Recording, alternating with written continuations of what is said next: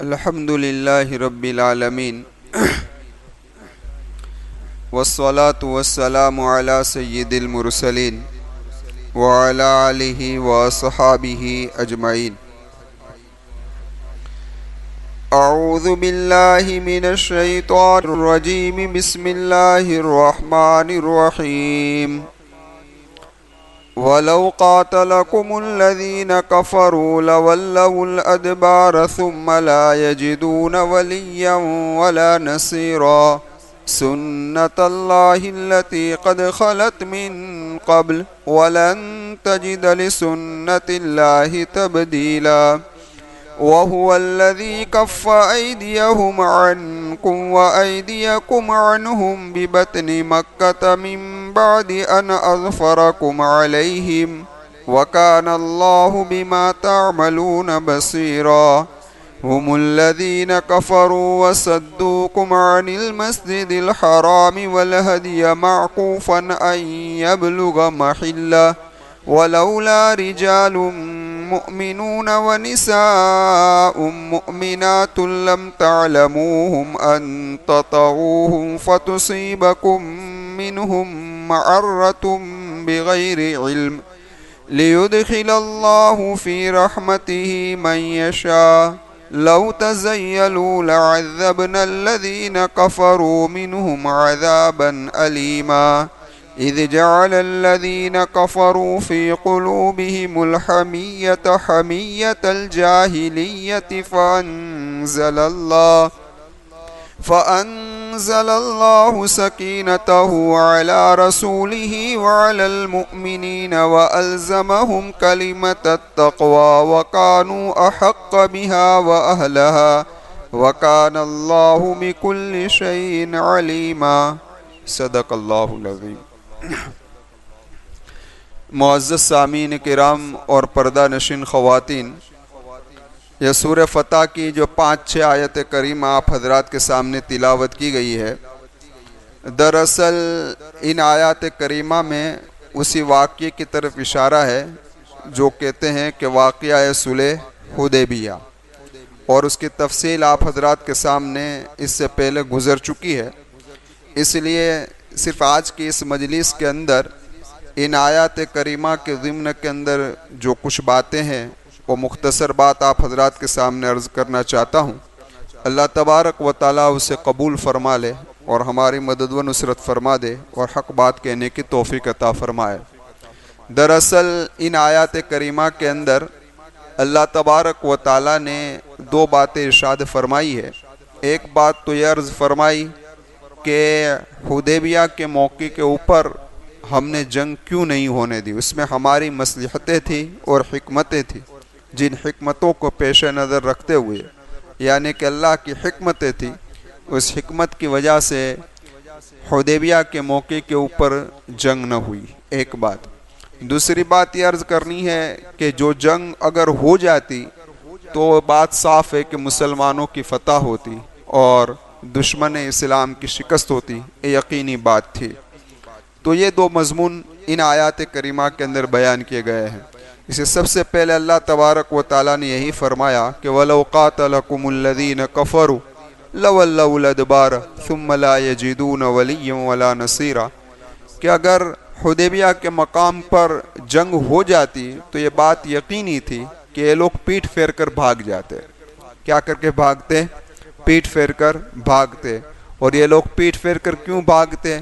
اس بنا پر کہ سنت اللہ التی قد خلت من قبل ولن تجد لسنت اللہ تبدیلا، کہ اللہ تبارک و تعالیٰ کا طریقہ رہا ہے کہ جب اہل حق اور اہل باطل ان دونوں کا معرکہ ہو اور جنگ ہو اور فیصلہ کن جنگ ہو، تو اس فیصلہ کن جنگ کے اندر اللہ تبارک و تعالیٰ اہل حق کو ہی فتح عطا فرماتے ہیں۔ یہ یقینی ہے، یہ اللہ کا طریقہ ہے، پہلے سے چلا رہا ہے اور انشاءاللہ قیامت تک یہ سلسلہ چلے گا کہ اللہ انہی کو فتح دے گا۔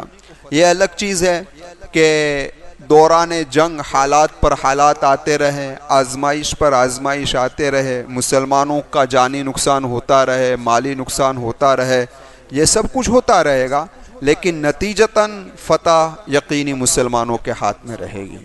اسی کو قرآن کریم نے بیان فرمایا، سنت اللہ التی قد خلت من قبل ولن تجد لسنت اللہ تبدیلا، اللہ تبارک و تعالیٰ اپنا طریقہ بدلتا نہیں ہے۔ اسی لیے اللہ فرماتا ہے ایک جگہ پر، انا لننصر رسولنا والذین آمنوا، کہ اللہ تبارک و تعالیٰ رسول اور ایمان والوں کی ضرور مدد کرتے ہیں۔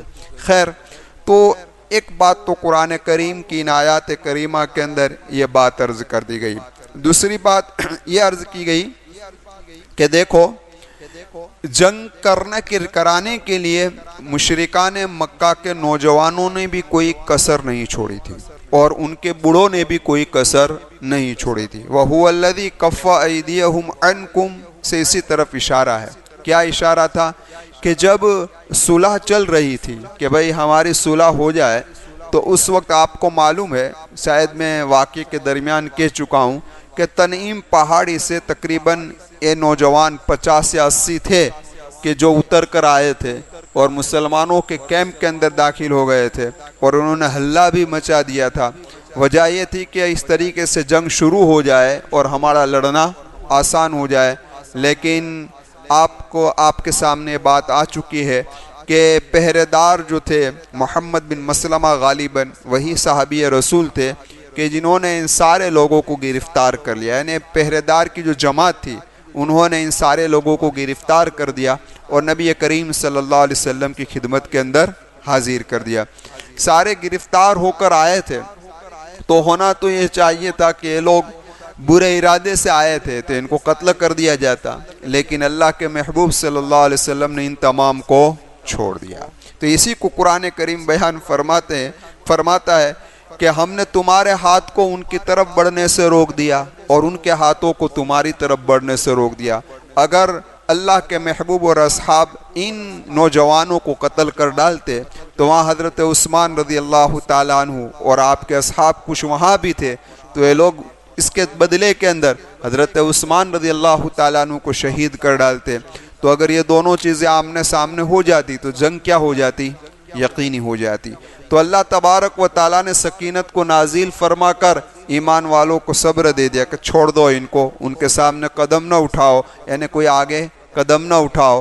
اور وہاں حضرت عثمان رضی اللہ تعالیٰ عنہ تھے، تو مشرکان مکہ کے دل کے اندر رعب ڈال دیا، تو ان لوگوں نے بھی کوئی قدم اٹھایا نہیں۔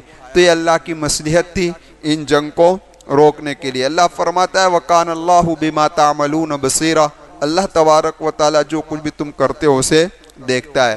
یہ سارا واقعہ کہاں پیش آیا؟ تو کہ ہم الذی، قرآن کریم کے اندر ہے کہ سارا واقعہ پیش آیا بِبَطْنِ مکہ، مکہ کے پیٹ میں پیش آیا۔ کہاں آیا؟ مکہ کے پیٹ میں۔ بطن کا معنی ہوتا ہے پیٹ کے، اور پیٹ ہوتا ہے درمیان کے اندر، تو پتہ یہ چلتا ہے کہ واقعہ عین مکہ کے اندر پیش آیا۔ لیکن آپ جانتے ہیں کہ واقعہ عین مکہ یعنی مکہ کے درمیان میں پیش نہیں آیا تھا، وہ تو مقام حدیبیہ میں پیش آیا تھا۔ پھر بھی قرآن کریم یہ فرما رہا ہے کہ یہ واقعہ مکہ کے بیچو بیچ کے اندر پیش آیا۔ تو یہ تعبیر اس لیے قرآن کریم نے استعمال فرمائی ہے کہ حدیبیہ کا جو مقام ہے وہ مکۃ المکرمہ سے کچھ دور نہیں ہے، اس لیے قرآن کریم نے کہا بِبَطْنِ مکہ۔ یہاں ایک بات اور عرض کر دوں آپ حضرات کے سامنے، جس کا اس تفسیر سے کوئی تعلق نہیں ہے، لیکن میری ذات کے لیے اور آپ لوگوں کے لیے اس کے اندر بہت بڑی نصیحت ہے، تو اس لیے مناسب سمجھتا ہوں کہ اس سلسلے میں کچھ بات عرض کر دوں۔ دیکھو، بطن عربی لفظ ہے، اور بطن کا معنی کیا ہوتا ہے؟ پیٹ۔ کیا ہوتا ہے؟ پیٹ۔ اب ذرا دیکھو، ایک ہوتا ہے شیخ باطن۔ شیخ باطن سمجھتے ہو؟ باطن یعنی اندرونی، اندر کا علاج کرے، اس کو پیر صاحب کہتے ہیں، کہ تمہارے اندر تکبر، حسد، بغض، عداوت جو کچھ ہے، تمہاری روحانی بیماریوں کی اصلاح کرے، اس کو کہتے ہیں شیخ باطن، اس کو پیر صاحب کہتے ہیں۔ اور ایک ہوتا ہے شیخ بطن۔ شیخ بطن کس کو کہتے ہیں؟ پیٹ کا پیر۔ پیٹ کا پیر کون ہوتا ہے؟ تو کہ کھانا۔ کیا ہوتا ہے؟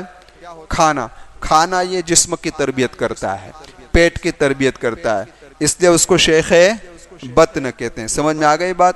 دونوں شیخ تربیت کرتے ہیں، وہ اندر کی تربیت کرتا ہے شیخ باطن پیر صاحب، اور شیخ بطن جو ہے وہ جسم کی تربیت کرتا ہے۔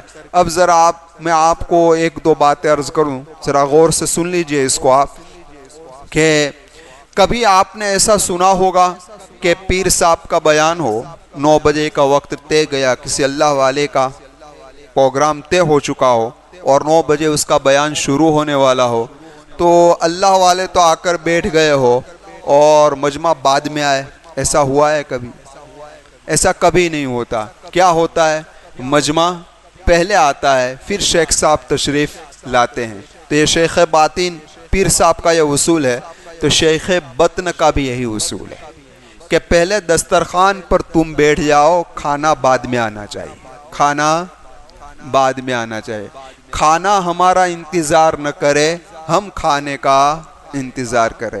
شاہ ابرار الحق صاحب ہردوئی رحمۃ اللہ علیہ ایک مرتبہ بنگلور تشریف لے گئے، تو کسی صاحب خیر کے وہاں دعوت تھی، حضرت نے اپنے موقع اور محل کے مناسب کھانے بیٹھے تھے، تو کھانے کے آداب اس انداز کے اندر بیان کر دیے۔ کس انداز میں؟ جیسا میں نے ابھی کہا نا، اس انداز کے اندر بیان کر دیے کہ کبھی ایسا بنا ہے تو پہلے کیا آنا چاہیے؟ پہلے ہمیں بیٹھ جانا چاہیے، پھر کھانا آنا چاہیے۔ اصول ہوتا ہمارے یہاں کیا ہوتا ہے؟ کھانا پہلے لگ جاتا ہے، پھر ہم کھانے کے لیے آتے ہیں۔ تو دراصل جس طریقے سے پیر پہلے آ جائے اور مرید بعد میں آئے، یہ مناسب نہیں۔ اس طریقے سے کھانا پہلے آ جائے اور کھانے والا بعد میں آئے، یہ مناسب نہیں۔ پھر کبھی آپ نے ایسا سنا، ایسا دیکھا ہے کہ پیر صاحب کا مجمع لگا ہوا ہو، پیر صاحب کا بیان مکمل ہو جائے، مجمع پہلے چلا جائے اور پیر صاحب بعد میں جائے؟ ایسا ہوا ہے؟ نہیں۔ پہلے کیا ہوتا ہے؟ مجمع ختم ہو جائے تو پیر صاحب پہلے جاتے ہیں بیان کرنے والے، اس کے بعد مجمع کیا ہوتا ہے؟ جاتا ہے۔ تو جب کھانے سے فارغ ہو جاؤ تو پہلے کھانا اٹھنا چاہیے، پھر ہمیں اٹھنا چاہیے۔ لیکن ہمارا ضابطہ کیا ہے؟ الٹا ہے، پہلے ہم اٹھ جاتے ہیں اور کھانا کیا ہوتا ہے؟ بعد میں اٹھتا ہے۔ کھانے کے آداب میں سے لکھا ہے پہلے کھانا اٹھاؤ، پھر دسترخوان اٹھاؤ اور پھر خود اٹھو۔ سمجھ میں آئی بات؟ پھر تیسری بات یہ نوٹ کر لو کہ کبھی کوئی آدمی پیر صاحب میں عیب لگاتا ہے کہ پیر صاحب تم میں یہ خامی ہے، پیر صاحب تم میں یہ خامی ہے۔ کوئی اپنے پیر کے اندر عیب لگاتا نہیں ہے۔ تو اس طریقے سے کھانے میں بھی کبھی عیب لگانا نہیں چاہے۔ کھانا ایسا ہے، نہ کھانا ویسا ہے، نہ کھانا یہ ہے، کھانے میں کبھی عیب لگانا نہیں چاہے۔ پیر صاحب کا ادب ضروری ہے، یہ بھی ایک پیر ہے، کھانا بھی ایک کیا ہے؟ پیر ہے، اس کا بھی ادب کیا ہے؟ ضروری ہے۔ ہاں یہ الگ چیز ہے کہ اگر کھانے کے اندر کوئی کمی رہ گئی ہے تو جس آدمی نے کھانا بنایا ہے اس کو آپ کہہ سکتے ہیں کہ تو نے کھانے کا حق ادا نہیں کیا ہے، کھانا بگاڑ دیا، تو نے کھانے کا حق ادا نہیں کیا، تیرا قصور ہے، تجھے اصلاح کرنی چاہیے، لیکن کھانے میں کبھی عیب لگانا نہیں چاہیے۔ اللہ مجھے بھی عمل کی توفیق دے، ہم تمام کو عمل کی توفیق دے۔ چوتھی بات یہ بھی نوٹ کر لو آپ لوگ، میں بھی نوٹ کر لوں، کہ کچھ مواقع پر شیخ باطن سے بھی اونچا مقام شیخ بطن کا ہے۔ سمجھ میں آئے بات؟ پیر صاحب سے بھی اونچا مقام کس کا ہے؟ کھانے کا ہے۔ کیوں؟ اس کو آپ سمجھئے، کھانے سے پہلے ہاتھ دھونے کا حکم ہے کہ نہیں؟ کہ کھانے سے پہلے کیا دو؟ ہاتھ دھو۔ لیکن کہیں کتاب میں ایسا نہیں لکھا کہ پیر صاحب کی ملاقات کے پہلے ہاتھ دھو، لکھا ہے؟ کہیں پر نہیں لکھا۔ سمجھ میں آئی بات؟ پتہ چلا کھانے کا مقام پیر صاحب سے بھی کیا ہے؟ اونچا ہے۔ دوسری بات یہ دیکھیے آپ کہ پیر صاحب کو بھی اجازت نہیں ہے کہ دسترخوان پر بیٹھے۔ سمجھ میں آئی بات؟ دسترخوان پر بیٹھنے کی پیر صاحب کو بھی اجازت نہیں ہے۔ ہاں لیکن آپ ذرا دیکھیں کہ ایک موقع پر شاہ ابرار الحق صاحب ہردوئی رحمۃ اللہ علیہ کھانے بیٹھے ہوئے تھے، تو کسی نے دسترخوان پر پیر رکھ دیا۔ کیا رکھ دیا؟ دسترخوان پر پیر رکھ دیا۔ تو حضرت نے فرمایا دسترخوان پر تو پیر کو بھی بیٹھنے کی اجازت نہیں ہے، تو پیر کہاں سے آ گیا؟ پیر کہاں سے آ گیا؟ سمجھ میں آئی بات؟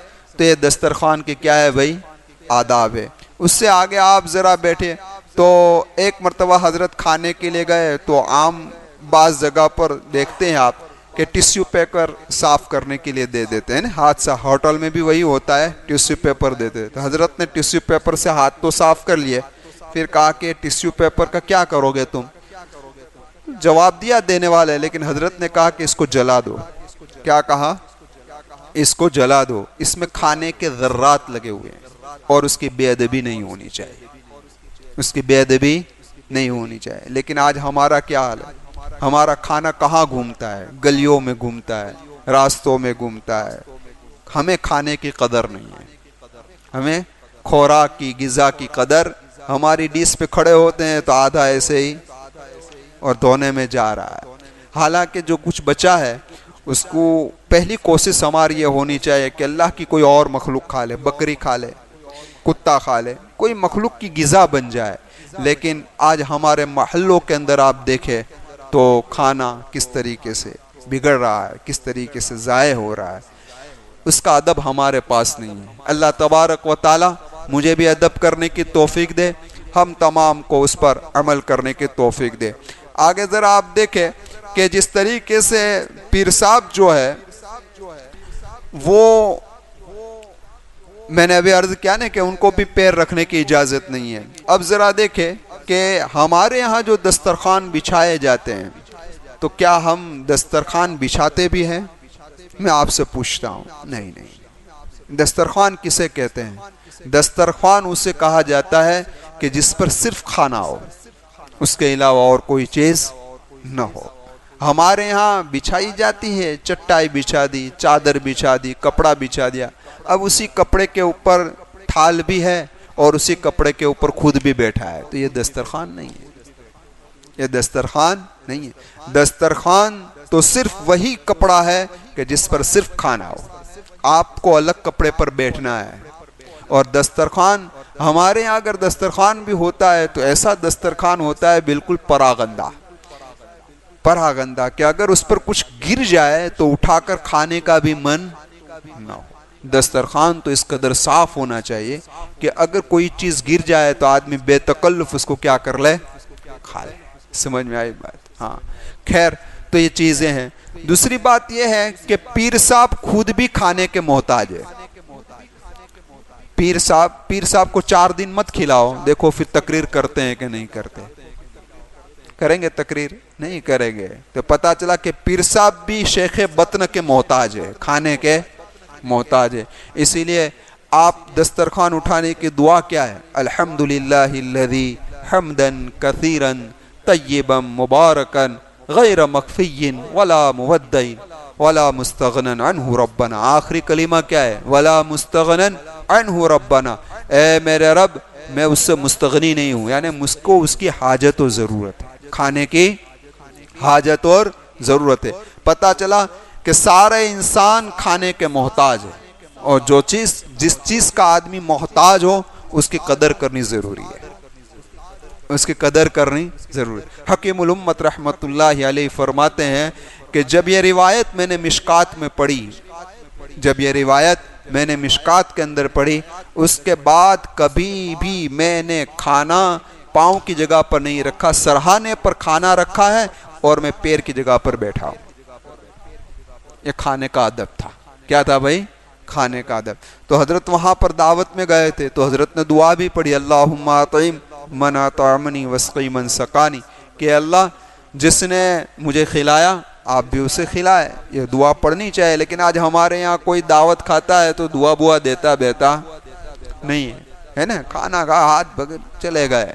لیکن دعا دینی چاہیے، اللہ جس نے مجھے کھلایا تو بھی اسے کھلا، جس نے مجھے پلایا تو اسے پلا. تو یہ دعا تو پھر دنیاوی فائدہ ہے کہ دنیا میں اس کو کھلا پلا جو کچھ بھی ہے. لیکن ایک دعا ایسی ہے کہ کوئی آدمی تم کو دعوت دے تو بلند آواز سے اس کے سامنے پڑھو، اکل طعامکم الابرار وصلت علیکم الملائکہ وافطر عندکم الصائمون، کہ تمہارا کھانا نیک لوگ کھائے، تم پر فرشتے رحمتیں اتارے، اور تمہارے وہاں روزے دار افطار کرے. یہ 3 جملے محمد رسول اللہ سے ثابت ہے کہ یہ دعا دو. اس کے اندر دینی فائدہ ہے. دینی فائدہ کیا ہو جائے گا کہ تمہارا کھانا نیک لوگ کھائے تو نیک لوگ آئیں گے تو نیک لوگ کی صحبت نصیب ہوگی. جب نیک لوگوں کی صحبت نصیب ہوگی تو تمہارا دینی فائدہ ہوگا. تو یہ دعا اصل ہے. جہاں بھی دعوت ہو کھانا کھا لے ملاقات کا وقت آئے تو اس کو یہ دعا دے دے، اکل طعامکم الابرار وصلت علیکم الملائکہ وافطر عندکم الصائمون۔ اللہ تبارک و تعالی اس پر ہم تمام کو عمل کرنے کی توفیق عطا فرمائے، خصوصاً دسترخوان بچھانا شروع کریں گے انشاءاللہ اپنے گھروں کے اندر، کھانے کے اندر۔ بچے ساتھ میں کھا رہے ہیں تو بچوں کو آداب سکھاؤ کہ بیٹا پلیٹ صاف کرو، لیکن یہ کب ہوگا؟ باپ خود اپنی پلیٹ صاف کرے گا تب۔ باپ ہی اپنی پلیٹ صاف نہ کرے تو پھر، اسی لیے کتابوں کے اندر لکھا ہے نا کہ کھانا مل کر کھاؤ۔ کیا کھانا مل کر کھاؤ۔ اب مل کر کھانے کے دو طریقے ہیں، ایک ہے کہ ہمارے پرانی اسٹائل کی طرح ایک تھال ہو اور اسی تھال میں سب بیٹھ جائے اور کھائے، اور ایک یہ کہ الگ الگ پلیٹیں ہوں لیکن کھانا ایک کنچے کے اندر دال رکھی ہے، ایک کے اندر سالن رکھا ہے، ایک کے اندر چاول، سب اسی میں سے لے۔ اس لیے علماء لکھتے ہیں کہ کم از کم ایک برتن میں 2 آدمی کے تو ہاتھ پڑنے چاہیے۔ سمجھ میں آئی بات؟ 2 آدمی کے ہاتھ پڑنے چاہیے، یہ ہے مل کر کھانا۔ سمجھ میں آئی بات؟ تو مل کر کھائے، آداب سکھلائے اور آداب کے ساتھ کھائے، کیونکہ جتنا ہم محمد رسول اللہ صلی اللہ علیہ وسلم کے طریقے کو اپنائیں گے اتنا ہم اللہ تبارک و تعالیٰ کے نزدیک محبوب بنتے جائیں گے۔ تو خیر، یہ تبھی بطن مکہ پر بات یاد آئی تو آپ حضرات کے سامنے عرض کر دیا۔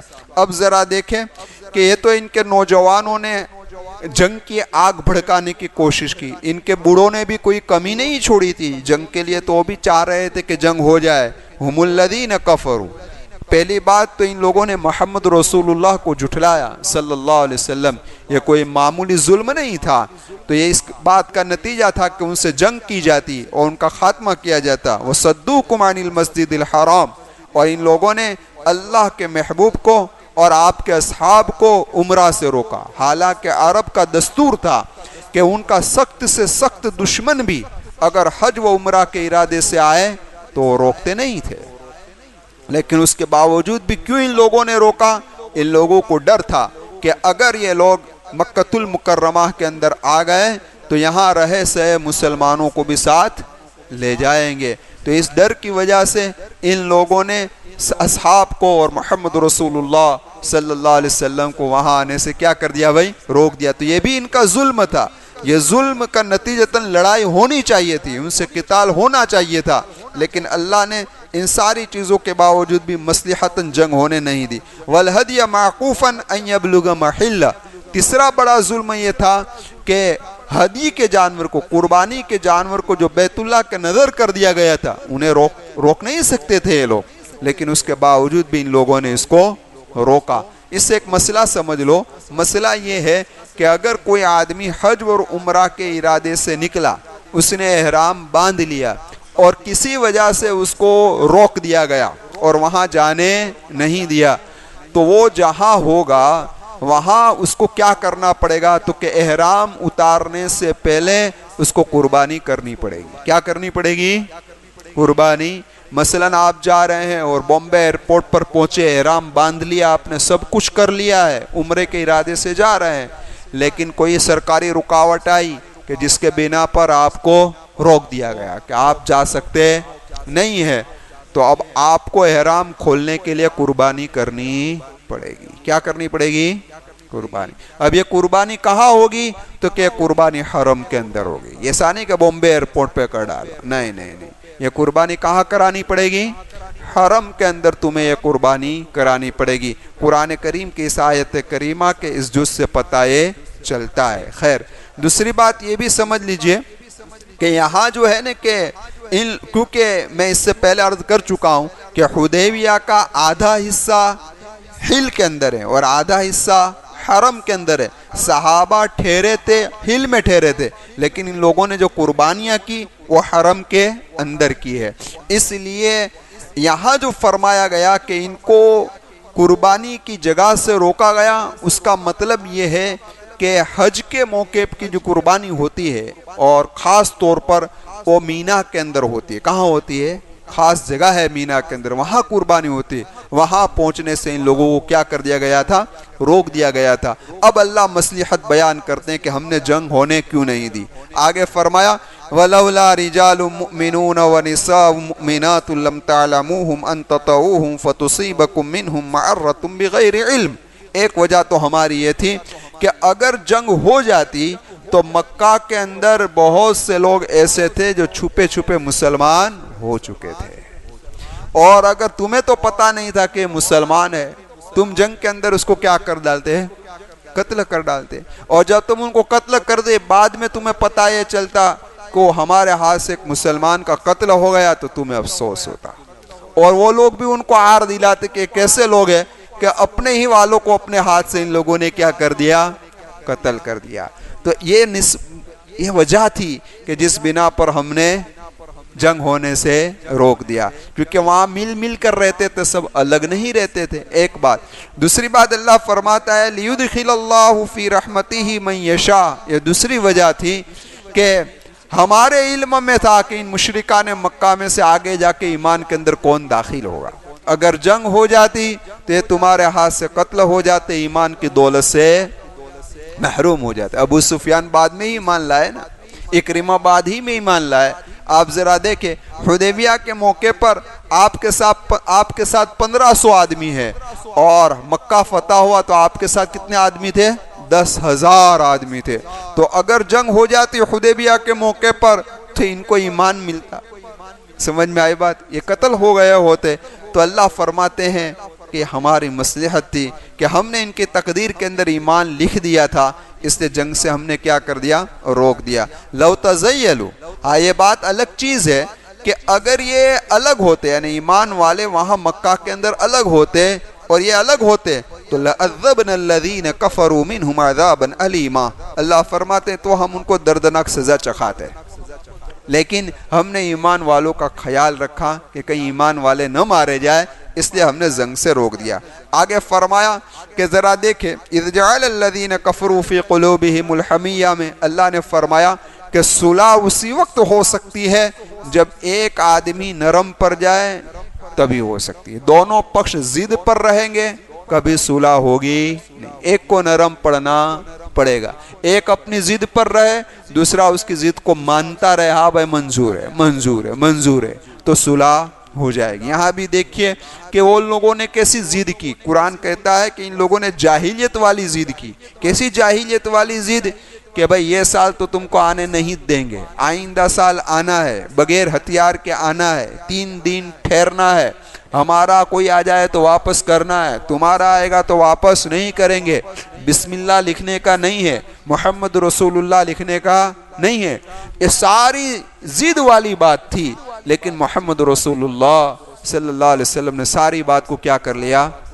قبول کر لیا، تو صلح ہو گئی۔ تو اس میں ایک بڑا سبق ہے کہ جب بھی دونوں فریق کی لڑائی ہو، اگر دونوں ضد پر آ جائیں گے تو کبھی صلح ہوگی نہیں، ایک کو نرم پڑنا پڑے گا، دوسرا اپنی ضد پر قائم رہے تو انشاءاللہ صلح کیا ہو جائے گی، اور جو نرم پڑے گا اللہ اس کو ضرور بدلا دے گا۔ یہاں بھی بدلا آ گیا نا، اللہ نے کیسا نواز دیا اور ان لوگوں کو کیسے ذلیل کر دیا۔ ہم یہ سمجھتے وہ تو اپنی ضد پر ہے، مجھے مناتے ہو، اس کو تو کچھ سمجھاتے نہیں ہو، کیا کہتے ہیں اس کو سمجھا، مجھے سمجھاتے اس کو سمجھاؤ نہیں، بس اس کو نہیں سمجھانا، تجھے سمجھانا ہے، تو سمجھ جا، تو سمجھ جائے گا تو انشاءاللہ اللہ تبارک و تعالیٰ اس کو اجر تجھے دے گا۔ اللہ فرماتا ہے کہ فَأَنزَلَ اللَّهُ سَكِينَتَهُ عَلَى رَسُولِهِ وَعَلَى الْمُؤْمِنِينَ۔ یہ عجیب جملہ ہے کہ یہ ساری چیزوں میں ہم نے ایمان والوں اور محمد رسول اللہ پر سکینت نازل کر دی تھی۔ کیا نازل کر دی تھی؟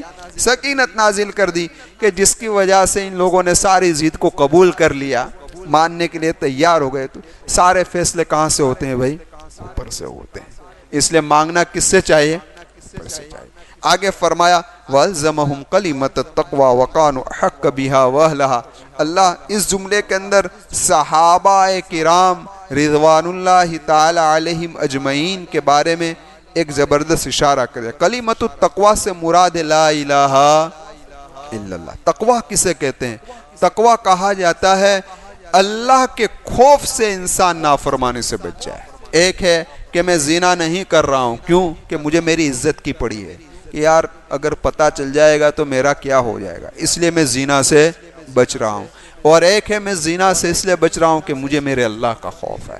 تو یہ ہے تقوی۔ اللہ کے خوف کے بنا پر انسان گناہ سے بچ جائے تو اس کا نام کیا ہے؟ تقوی ہے۔ اللہ مجھے بھی توفیق عطا فرمائے، تقوی کی دولت سے مالا مال کر دے، آپ لوگوں کو بھی تقوی کی دولت سے مالا مال کر دے۔ تو فرمایا کہ کلمۃ التقوی کی اصل بنیاد لا الہ الا اللہ ہے، اور جس کے اندر لا الہ الا اللہ آ گیا اور تقوی اور طہارت کے اعلیٰ پیمانے پر کیا ہو جائے گا؟ پہنچ جائے گا۔ تو اللہ فرماتا ہے کہ اس کلمۃ التقوی کے لیے ہم نے کس کا انتخاب کیا؟ تو کہ اصحاب محمد رسول اللہ صلی اللہ علیہ وسلم، وَكَانُوا أَحَقَّ بِهَا وَأَهْلَهَا، یہی لوگ اس کے زیادہ مستحق تھے اور زیادہ اہل تھے، جس سے پتہ یہ چلا کہ جو لوگ صحابہ کرام رضوان اللہ تعالی علیہ مجمعین کے بارے میں برا کلام کہہ رہے ہیں، کوئی آپ کافر کہہ رہا ہے، کوئی منافق کہہ رہا ہے، کوئی کیسے کلمات نکال رہا ہے، اس کے لیے بڑی دلیل ہے، بڑا جواب ہے کہ خود اللہ نے کلمۃ التقوی کے لیے ان کا انتخاب کیا ہے، اور یہی لوگ مستحق تھے، اور جس کے بارے میں اللہ گواہی دے دے، اس سے بڑی گواہی اور کسی کی ہو سکتی نہیں ہے۔ وَكَانَ اللَّهُ بِكُلِّ شَيْءٍ عَلِيمًا، اللہ تبارک و تعالی ہر چیز کو کیا کرتا ہے بھائی؟ جانتا ہے۔ تو یہ ہے پوری ان آیات کریمہ کا خلاصہ۔ اب ایک رکوع اس سورہ فتح کا باقی رہا ہے، اس میں آگے جو مضمون ہے وہی خواب کا، جو خواب محمد رسول اللہ صلی اللہ علیہ وسلم نے حدیبیہ کے موقع پر دیکھا تھا۔ اس کے بعد ہے محمد الرسول اللہ والذین معہ اشداء علی الکفار، وہاں سے مضمون بدل رہا ہے، وہ انشاءاللہ آئندہ ایک دو مجلس کے اندر آپ حضرات کے سامنے پیش کیا جائے گا۔ آمین۔ وآخر دعوانا ان الحمدللہ رب العالمین۔ سبحان اللہ وبحمدہ، سبحانک اللہم وبحمدک، ونشہد ان لا الہ الا انت، نستغفرک ونتوب الیک۔